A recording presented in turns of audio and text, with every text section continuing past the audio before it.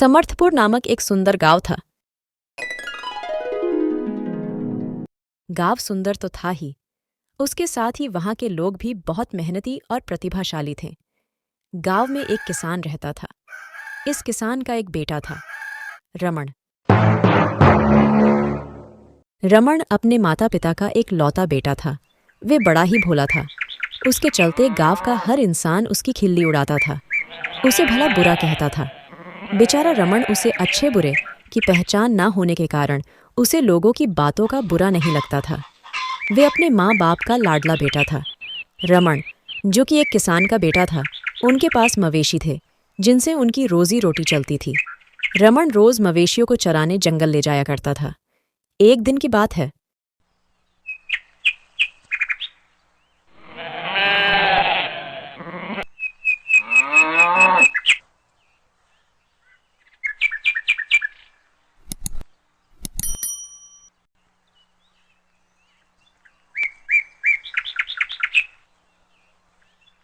अरे क्यों भाई रमण महाराज, बड़े दिनों बाद दर्शन हो रहे हैं। कहीं बाहर गए हुए थे क्या? जरा संभलम कर जाना जंगल। हमने सुना है जंगल में आदमखोर शेर आया हुआ है। बेचारा रमण उस राह चलते आदमी की बात सुन डर जाता है और जंगल की ओर ना जाते हुए अपने मवेशियों को साथ लेकर घर की ओर बढ़ता है।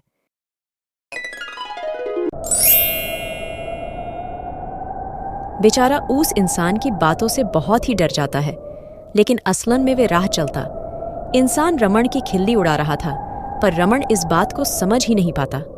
भोला था बेचारा। तभी सामने से रमण की माता किसी कारण बाहर जा रही थी। रमण को वापस घर आते देख, अरे बेटा, वापिस काहे आए का हुआ? तबीयत ठीक नहीं लागत का हुआ?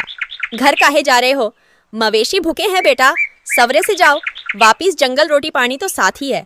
तुम्हारे फिर काहे घर जा रहे हो? तनिक बताओ तो जरा। अरे माई, मैं नहीं जाऊंगा जंगल। तुम आज पिताजी को भेजो मवेशी लेकर, मैं तो ना जाऊं। मैंने सुना है जंगल में आदमखोर शेर घूम रहा है। ना बाबा ना, मैं तो नहीं जाऊंगा जंगल। तुम पिताजी को भेजो। किसने कहा तुम्हें शेर के बारे में? हाय राम, इस लड़के का अब मैं क्या करूं? कोई कुछ भी बोलेगा तो तुम उसे सच मान लोगे क्या बेटा? अरे वे लोग तुम्हारी खिल्ली उड़ाते हैं। बेटा तुम्हें कब समझ आएगी? राम जाने। अच्छा ठीक है, शेर घूम रहा है ना जंगल में, तो तुम मत डरो। मैं अपनी गाय को बोल देती हूँ कि वे तुम्हें शेर से बचाए। अब तो ठीक है ना? चलो अब जाओ, और हाँ, अच्छे से घास खिलाना। गैया को कल ज्यादा दूध देना चाहिए।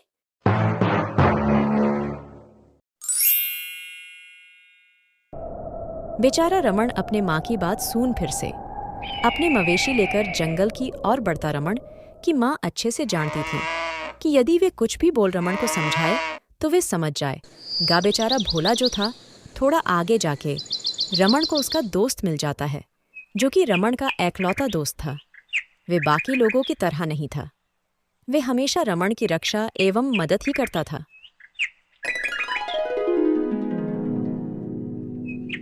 मेरे भाई, मेरे दोस्त, तुम कब होशियार बनोगे? ऐसा ही चलता रहा तो कोई भी राह चलता, आदमी हो या बच्चा, तुम्हें मूर्ख बनाकर चला जाएगा। कब तक चलेगा रमण? ऐसा मेरी बात को समझो, ये दुनिया बड़ी मतलबी है। मेरे दोस्त, तुम सुधर जाओ, अच्छे बुरे का फर्क समझो। तुम अब बड़े हो चुके हो, मेरी बात को समझो। नहीं भाई, ऐसा कुछ नहीं हुआ, लेकिन मैं जंगल जा रहा हूं और मैंने सुना है कि जंगल में शेर घूम रहा है। बस उसी बात का डर मुझे सता रहा है। रमण की बात सुन उसका दोस्त यह तो समझ चुका था कि किसी ने उसका गंदा मजाक बनाया है। किसी ने उसे झूठ मूठ बोल दिया है कि जंगल में शेर है।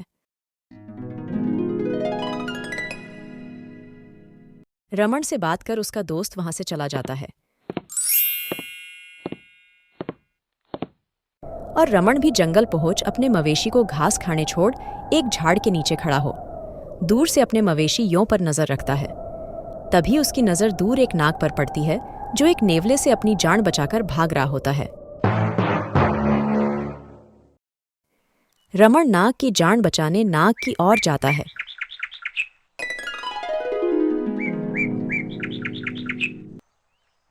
और ऊस नेवले को वहां से भगा देता है और नाग की जान बचा लेता है। अरे नाग देवता, तुम तो साक्षात भगवान हो। तुम काहे उस नेवले से डर रहे हो? डरना तो हम इंसानों का काम है, जैसा कि मैं डर रहा हूं। इस जंगल में घूम रहे शेर से लगता है तुम भी मेरी ही तरह भोले हो।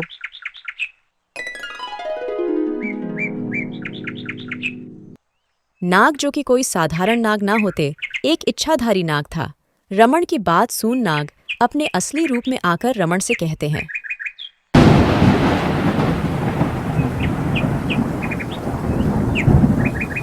सुनो बेटा, आज तुमने मेरी जान बचाकर मुझ पर एहसान किया है, और जहां तक मैं जानता हूं इस जंगल में कोई शेर नहीं है।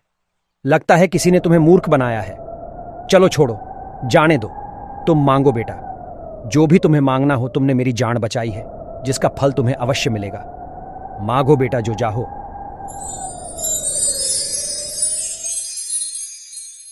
पहले तो नाग को अपने असली रूप में देख रमण डर जाता है, लेकिन फिर नाग को प्रेम से बात करता देख रमण नाग से कहता है,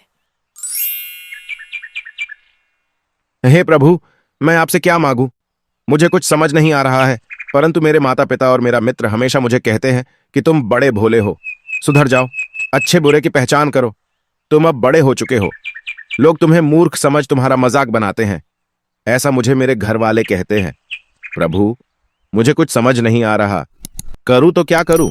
आप ही कुछ मदद कर दें। और हाँ, कुछ देना ही है तो मेरी माँ ने बोला था कि गैया को भरपेट घास खिलाना ताकि वे खूब सारा दूध दे।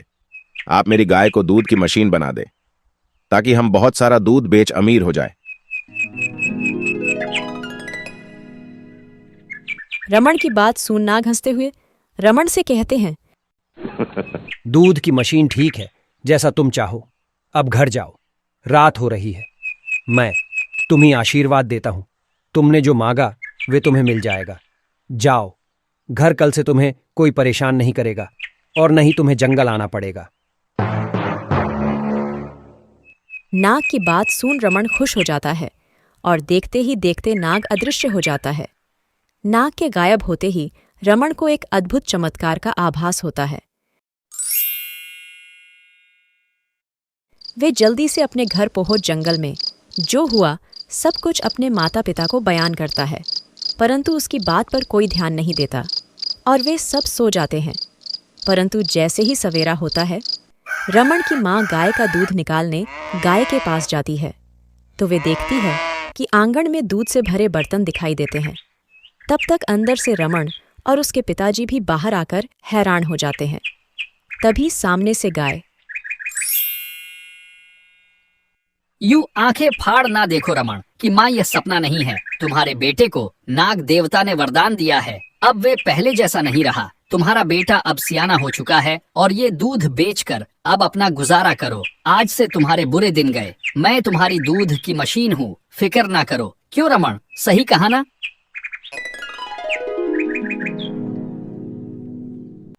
उस दिन से रमण शहर में दूध का कारोबार कर अपना गुजारा करने लगा और अपने परिवार में कहुशी कहुशी रहने लगा। और अब रमण को गांव वाले परेशान भी नहीं करते, बल्कि सब रमण का आदर करते थे, जैसा नाग ने आशीर्वाद दिया था।